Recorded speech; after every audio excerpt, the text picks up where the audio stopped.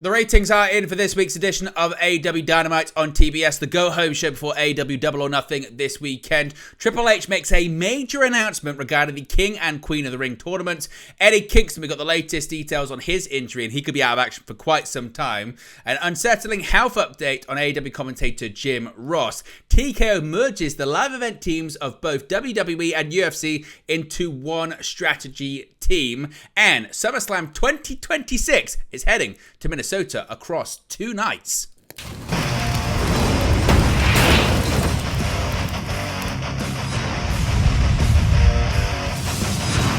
Hey guys, welcome back to Wrestling News 365. Hope everyone is doing very well. As always, there are plenty of news stories to get into in the world of professional wrestling. Let's start off talking about the ratings for this week's edition of AEW Dynamite on TBS. Of course, the go-home show for AEW Double or Nothing from Las Vegas, Nevada this weekend. And some positive news for Tony Khan's promotion with a slight rise in the ratings and the key demographic. Now, according to WrestleNomics, AEW Dynamite on TBS this week drew 713,000 viewers, which is up 6% from last week's number of 672,000. In terms of the 18 to 49 key demographic, this week's number on TBS pulled in a 0.24 rating in that 18 to 49 key demo. That's up 4% from last week's 0.23 rating. Now, in terms of the competition, Dynamite ranked number 6 for the night in the 18 to 49 on cable. The Mavericks Timberwolves NBA Conference Final game averaged 6.818 million viewers and a 2.40 18 to 49 rating on TNT. The NHL Conference Final game between the Rangers and the Panthers averaged 1.984 million and a 0.16 in the 18 to 49 demographic as well. Now, in terms of the total viewership, the episode is actually up 3% from the trailing 4 weeks average. Now, interestingly, when you look at the current May total May average of 2024 versus the May average of 2023, viewership is down 17%. If you look at the quarter average, this year's quarter versus last year's quarter, that being Q2, is also down 15% when it comes to total viewership too. In terms of the 18 to 49 demographic comparison, the 0.24 rating is the same rating really as an average over the last 4 weeks, so no real difference when it comes to that. In terms of the quarter rating, well, this is again not great news for AEW because the current 18 to 49 quarter average Q2 versus the 2023 Q2 average is down 14% from this time last year. In terms of the May 18 to 49 average versus last year's May 2023 18 to 49 average, it's down 20% as well. Now, when it comes to the quarter hour ratings, these come courtesy of WrestleNomics, so shout out to them and be sure to subscribe to their Patreon service as always. You can see them on the screen right there. Dynamite actually started off this week with a lower opening number than it has in previous weeks with a stronger lead-in. Now, what would be, I suppose, a positive, maybe some could say, is that there wasn't a massive drop-off when it came to the total viewership from quarter hours 1 to 2 like we've seen in recent weeks. However, an argument could, of course, be made that actually it's just the same number. Basically, there's no drop-off because it starts off with a number that's more applicable to quarter hour 2. Of course, the first quarter hours was the Roderick Strong versus Trent Beretta and Trent Beretta versus Orange Cassidy and Will Ospreay match. That carried over also into quarter hours 2. This represented the high point of the show when it came to total viewership. After that, it dropped down to around still 700 into the highs of 600,000 range. A biggest drop-off in the show, the lowest point of the show in terms of total viewership, was in the quarter hour that had Mariah May and Toni Storm versus Harley Cameron and Saraya, dipping at 631,000 total viewers. It did get back over 700,000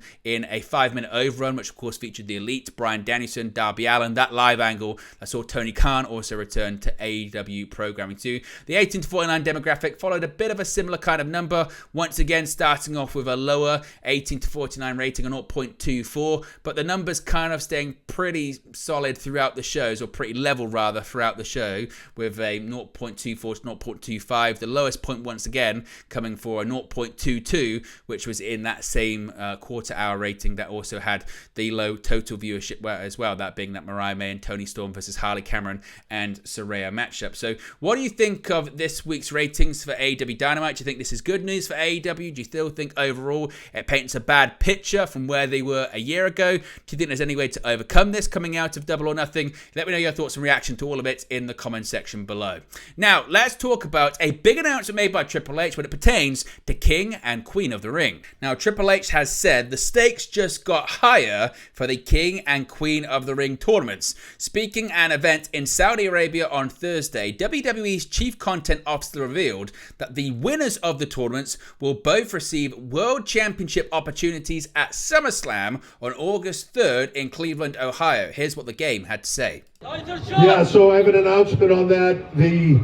In the past, King and Queen of the Ring, it was such an honor to be in that tournament and to win that tournament on your own, to have that launch you to another place. But I wanted that tournament to kind of stand on its own, and I didn't want to announce this part of it until we got here.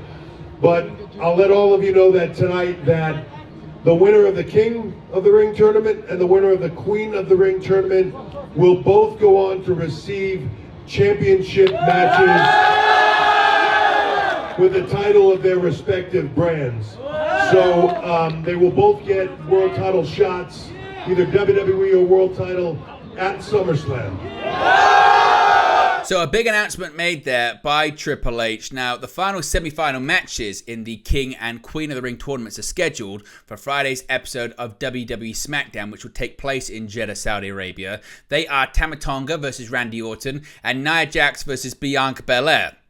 Gunther and Lyra Valkyria from Raw have already qualified for the finals. Chelsea Green versus Bayley and the Bloodline Solo Sikoa and Tonga Loa versus the Street Profits are also set for SmackDown as well. So what are your thoughts on this announcement from Triple H? Do you think it is the right move? Do you think it adds more stakes to the King and Queen of the Ring tournament? Do you think it makes it less or more unpredictable? Let me know your thoughts about it in the comment section below.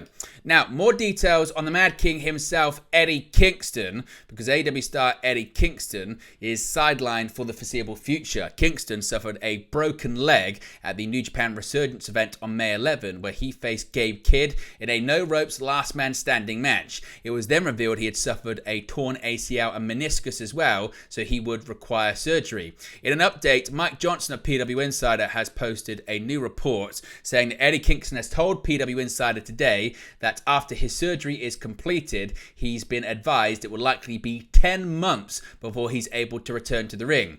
Kingston met with surgeons today, and due to the nature of his injuries, he will likely not go under the knife to repair his ACL and meniscus tears until this July at the earliest. Kingston relayed that he's been advised that he'll initially have to wait for his tibular fracture to heal and do some physical therapy before surgeons can even then begin to focus on his knee.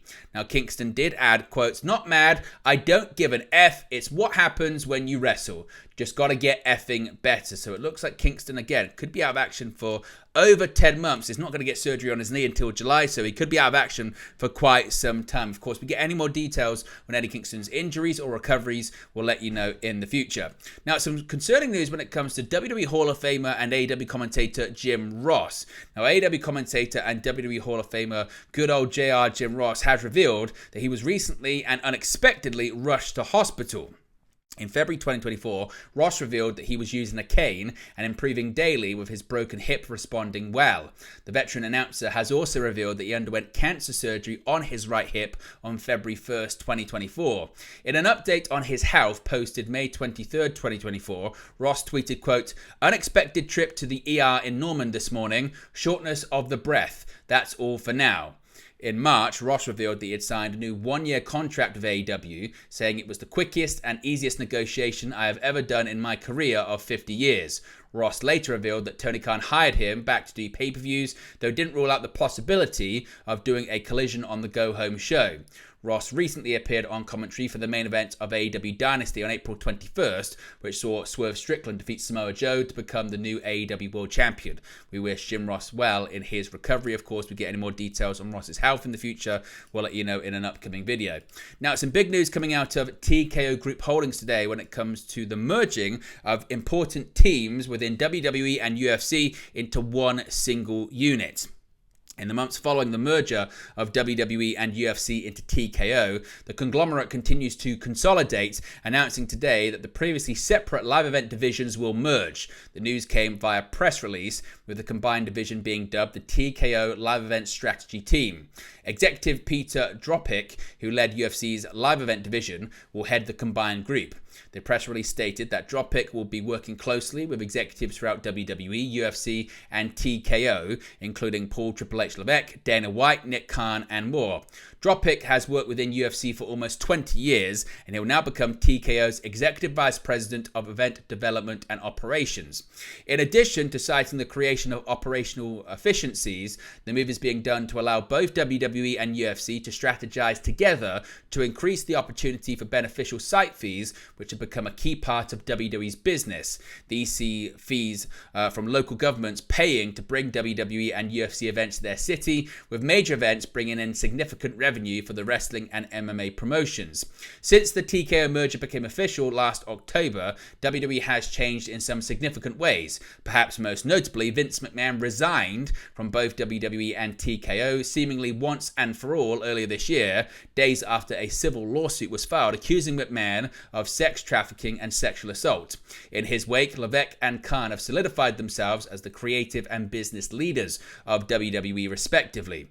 Last month's WWE WrestleMania 40 did significant business for the company, drawing the largest ever viewership for the event and a record-breaking gate with more than 145,000 attendees across the two nights. At the same time, UFC continues to grow, with the press release touting the success of last month's UFC 300, featuring 20,067 fans and a gate of $16.5 million. Now, it's also been a busy day for WWE when it comes to reported layoffs.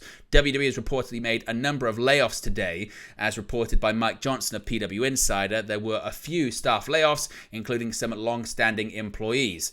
The exact names of all of the employees let go by the company, or the department of which the cuts affected, have not been learned at this time. However, Fightful Select say they've been able to learn of at least two of the names let go by the company. Fightful have reported that Senior VP of Entertainment Relations, Kristen Prouty, was one of the names let go. Prouty had been with WWE since 2000, being reportedly instrumental in the deal that saw Logan Paul sign with the company. The other departure confirmed by Fightful's report is Talent Operations and Appearances Manager Tavia Hartley, who had been with the company since 2021. As of right now, WWE has not confirmed the layoffs themselves.